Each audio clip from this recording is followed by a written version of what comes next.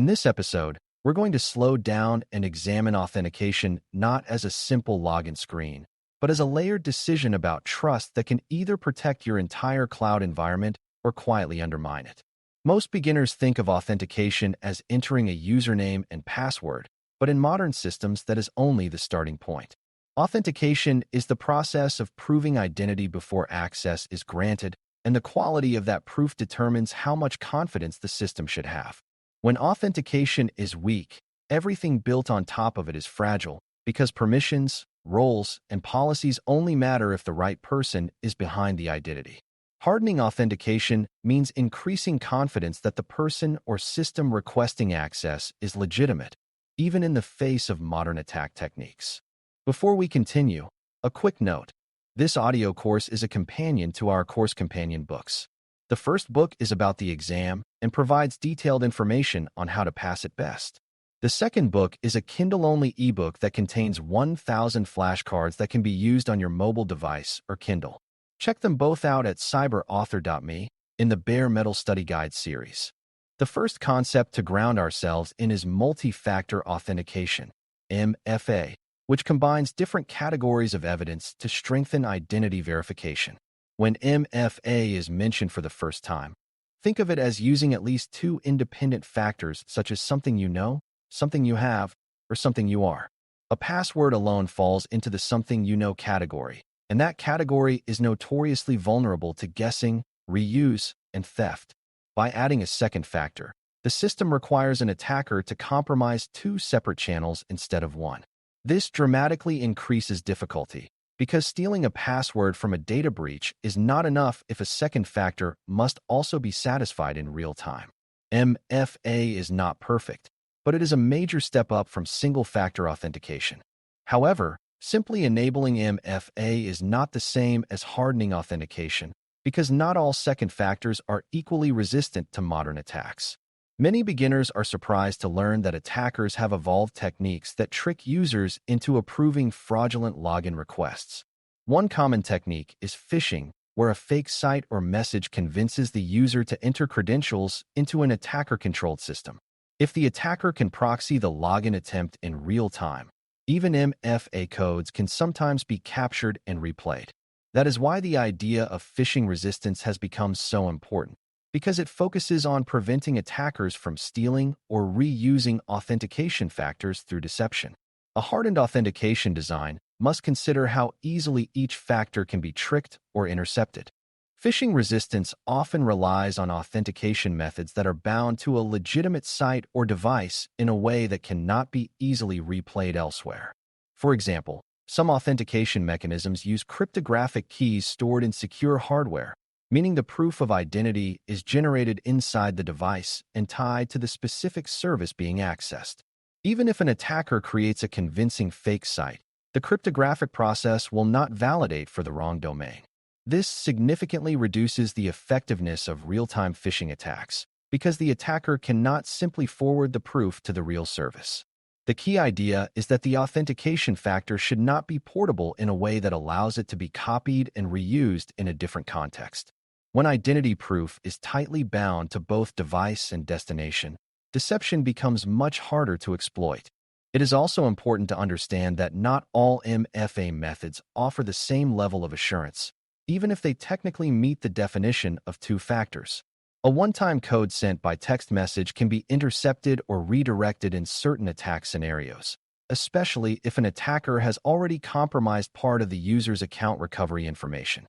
App-based codes are stronger than text messages, but still may be phished in real time if the user enters them into a fake site. Hardware-backed or device-bound methods tend to offer stronger phishing resistance because they are harder to relay. Hardening authentication means choosing factors that align with the risk level of the system and recognizing that convenience alone should not drive the decision. The more sensitive the environment, the stronger the resistance to deception should be.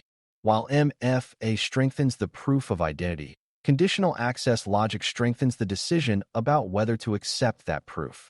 Conditional access means that authentication outcomes are not evaluated in isolation, but are considered alongside contextual signals such as location, device posture, time of day, or risk score.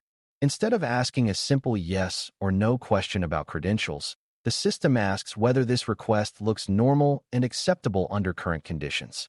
For example, a login attempt from a familiar device in a familiar location might require fewer challenges than a login attempt from a new country using an unmanaged device.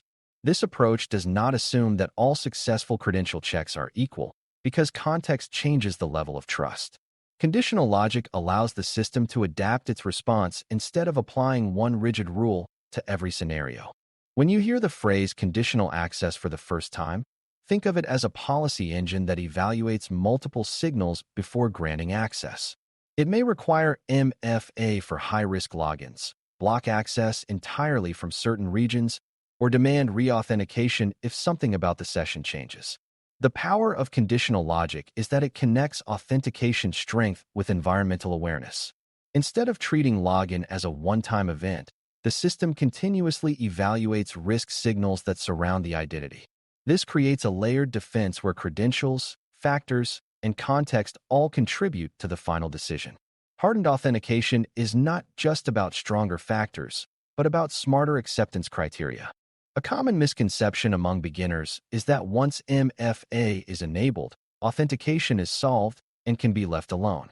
In reality, attackers constantly test authentication flows for weaknesses in enrollment, recovery, and fallback mechanisms. Account recovery paths, for example, can become the weakest link if they allow attackers to reset factors using easily guessed or publicly available information. Hardening authentication, therefore, includes securing the recovery process, limiting how factors can be added or changed, and requiring strong proof before modifying security settings. If an attacker can replace your second factor without meaningful resistance, MFA becomes an illusion of safety. The entire lifecycle of authentication must be protected, not just the login prompt. Another important consideration is protecting privileged accounts more aggressively than standard accounts, because the impact of compromise is dramatically different. An administrative identity can change configurations, create new accounts, or disable security controls, so its authentication should demand higher assurance. Conditional access logic can enforce stricter requirements for these identities, such as mandatory phishing-resistant factors and tighter location restrictions. Even if the organization allows slightly more flexible methods for low-risk users, elevated accounts should be treated as high-value targets. Attackers often focus on these accounts because one success yields enormous leverage. Hardened authentication recognizes that not all identities carry equal risk. It is also worth discussing how attackers attempt to bypass MFA through techniques that exploit human behavior rather than technical flaws. One method involves overwhelming the user with repeated login prompts, hoping that frustration will lead to an accidental approval.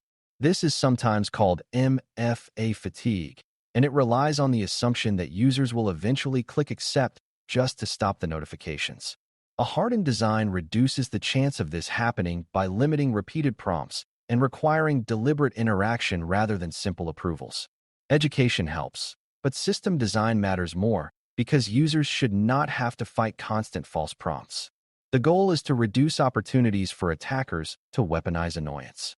Phishing resistance also depends on user experience design, because users need clear signals about what they are approving and why. If a prompt does not clearly show which service is being accessed or which device initiated the request, users may approve it without fully understanding the context. Strong authentication systems present enough detail to allow informed decisions, such as showing approximate location or device type. This transparency makes it easier for users to recognize when something feels wrong. Hardened authentication is not purely technical. It involves aligning human understanding with security signals. When users can see meaningful context, they become a stronger part of the defense. Conditional access logic becomes especially powerful when combined with risk-based scoring that evaluates patterns across many signals. For example, a login attempt might be flagged as higher risk if it follows an unusual travel pattern or if it matches known malicious activity patterns. In those cases, the system can require stronger MFA, block the attempt, or limit access to low-risk features. This adaptive response ensures that stronger friction is applied precisely when needed, instead of burdening every user all the time. The system concentrates its strictness on suspicious situations. Hardened authentication, therefore, becomes dynamic rather than static. It is important to recognize that no single control guarantees safety, because attackers adapt quickly to predictable defenses. If MFA is implemented but recovery is weak, attackers will target recovery. If conditional access is strong but device enrollment is loose, attackers may focus on impersonating trusted devices. The strength comes from layering controls so that breaking one does not collapse the entire system. MFA increases the difficulty of initial compromise. Phishing resistance blocks deceptive replay, and conditional access limits where and how access is granted. Each layer compensates for potential weaknesses in the others. Hardened authentication is resilient precisely because it does not rely on a single point of strength. There is also a cultural dimension to hardening authentication, because organizations must decide that strong identity proof is worth a small amount of controlled friction. If convenience always wins over security, then attackers will exploit that bias. The trick is to apply friction intelligently, focusing on high-risk scenarios and high-privilege accounts rather than disrupting routine, low-risk activity. Conditional logic allows that balance, because it adjusts requirements based on signals rather than enforcing universal hardship. When users see that security challenges appear mostly when something is unusual, they are more likely to accept them as reasonable. A thoughtful design earns cooperation instead of resistance. As you bring all of these ideas together, authentication stops being a simple gate and becomes a living trust evaluation process. MFA raises the bar by demanding more than a password, but phishing resistance ensures that those factors cannot be easily tricked or replayed. Conditional access logic evaluates context so that a technically correct login can still be denied or challenged if the surrounding conditions look dangerous.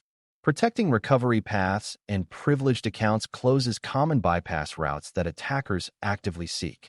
When these pieces are aligned, authentication becomes far more than a login form. It becomes a resilient shield that adapts to modern threat techniques. That is what it means to truly harden authentication in a cloud environment. Thanks for listening. For more audio courses, daily newsletters, and more, please visit baremetalcyber.com.